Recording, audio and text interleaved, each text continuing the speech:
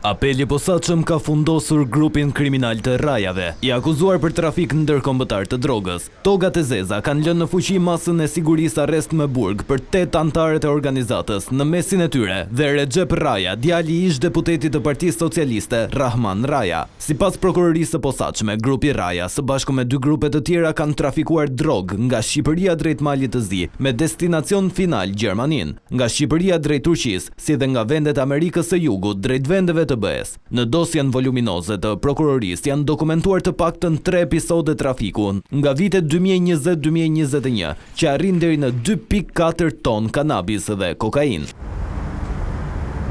Rasti i parë në dosi referohet më datë 3 nëntor 2020, gjatë të cilit autoritetet e Malit të Zi sekuestruan mbi 1700 kg bim narkotike marijuan, që ishte nisur nga Shqipëria me destinacion Gjermaninë. Episodi i dytë është shënuar më 23 nëntor, po të vitit 2020, ku sekuestruan në Holand 475 kg kokainë, që ishte dërguar nga Ekuadori në portin Vlissingen. Ndërsa episodi i tretë është shënuar në datë 26 janar 2021, ku në Turqi u sekuestruan 236 kg marijuan që ishte nisur nga Shqipëria. Operacioni u finalizua më 10 dhjetor 2025, ku SPA goditi disa grupe kriminale. Në total u lëshuan 14 masa sigurie, 10 prej të cilave u ekzekutuan. Konkretisht, 7 u kapën, ndërsa 3 të tjerët ishin në qeli për akuzat të tjera. Ishin zbërthimet e aplikacioneve Sky ECC që ndihmuan SPA në goditjen e këtij grupi kriminal.